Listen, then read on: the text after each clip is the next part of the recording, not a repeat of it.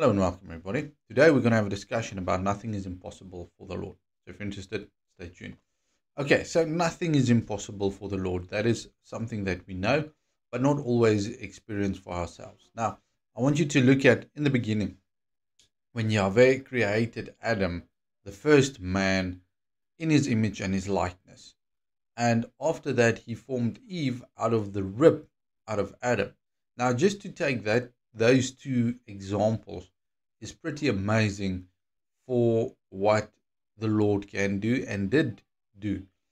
Nothing is impossible for him. He created man, and how many people are on this earth today? He created the heavens and the earth. He created everything that we need. And if we would be on another planet, another location, it was impossible for us to live. Everything that we have, the Lord supplied to us. Now, that in itself is a miracle. I want you to look in your surroundings today and just think about, what did the Lord create for you? He created the air that we breathe. He created the ability that we can have food, produce food, eat food. There's so many things that the Lord has done for us and that He shows that He cares for us. But many times in this world, the earth wants to corrupt what the Lord has created to be pure. And therefore, we need to discern. We need to investigate for ourselves, even the food that we eat, even the things that we watch that can contaminate us in negative ways, and go back to the original plan that the Lord has created for us.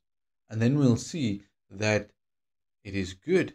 Remember, when the Lord created this world, He said it is good. Everything that He created, He said it is good, meaning that it is finished, it's perfect, it is self-sustaining.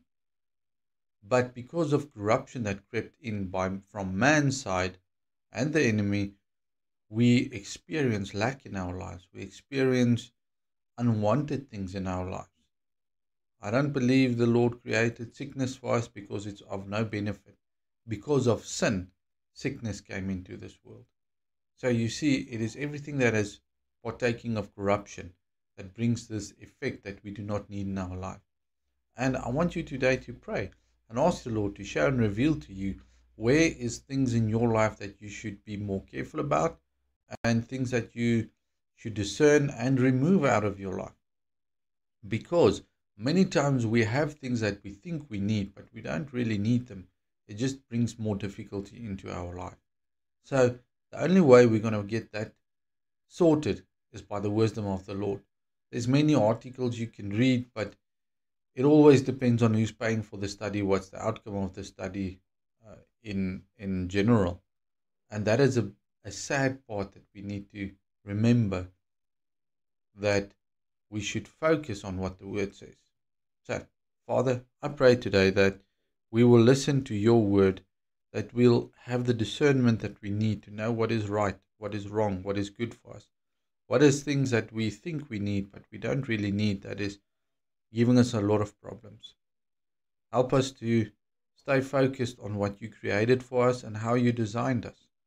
Help us to follow in the footsteps that you prepared for us. I thank you for your great love, and I thank you for your mercy. I thank you for that in the name of Yeshua. Be blessed.